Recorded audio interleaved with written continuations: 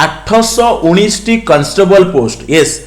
10th पास रोची jar आवेदन 2 September रु आरंभ होबा को जाउची तो पूरा डिटेल्स रे हम आलोचना करिवा कोन एठी आपन को रहिची देखंतु ये जो पोस्ट आपन को रहिची ये रहुची तार शॉर्ट नोटिस आपन मान जो देखुचंती ये जो वैकेंसी आसीची ITBP Indo Tibetan border police force तरफ आसीची जोडा आपन को कांस्टेबल किचन सर्विस पई रहुची 2024 पई एवं एटा शॉर्ट नोटिस आपन माने स्क्रीन रे देखुचंती एठी आपन मान को थोड़ा थोड़ा ब्लूर देखा जाउची सेति पई मु आपन मान को आउ गोटे पेज रे एठी डिटेल्स रे आपन मानु कहि रखुची कोन रहिची यार सिलेक्शन प्रोसेस बा एलिजिबिलिटी क्राइटेरिया एवरीथिंग देखो प्रथम कथा हला आपनकर ए जो नोटिफिकेशन टी आसीची यार आवेदन आपनकर 2 सेप्टेम्बर रु स्टार्ट होउची एवं 1 अक्टोबर आपनकर लास्ट डेट रहिची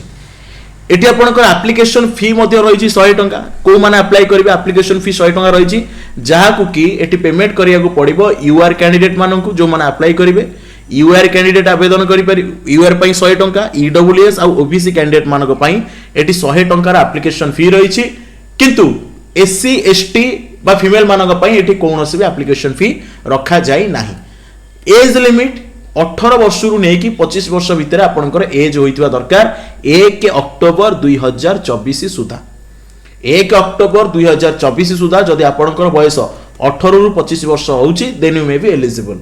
एटी आपनकर पोस्ट नेम कोन रहिची पोस्ट नेम एटी आपनकर रहिची कांस्टेबल पई पोस्ट रहउची कोउथरे ना कांस्टेबल किचन सर्विस रे 819 टा पोस्ट रहिची एटी हमें कैटेगरी वाइज पोस्ट मध्ये एटी आलोचना कर दबा देखो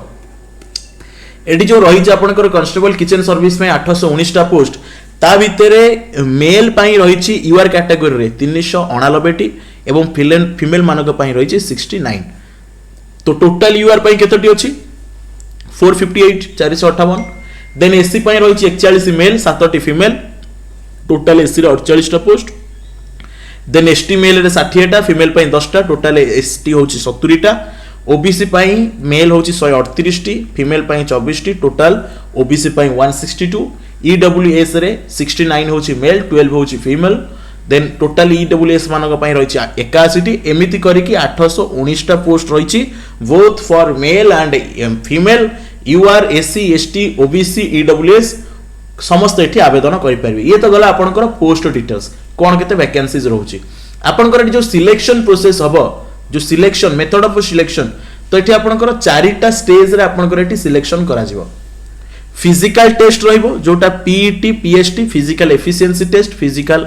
स्टैंडर्ड टेस्ट एटा आपनकर फर्स्ट हबो फिजिकल टेस्ट देन तापर रिटन एग्जाम जो पिला माने रिटन फिजिकल क्लियर करिवे से माने रिटन देबे देन तापर डॉक्यूमेंट वेरिफिकेशन देन तापर मेडिकल एग्जामिनेशन तो एठी आपनकर जो ये आपनकर शॉर्ट नोटिस जो रहिची एतरे आपनकर फिजिकल कथाटी मेंशन करा जायनी ताकू मु आ गुटा वीडियो रे आपन मानकू नै के आसीबी जेतेबेले आपनकर फुल एडवर्टाइजमेंट आसीजबो एवं आपन माने जानि रखंतु यार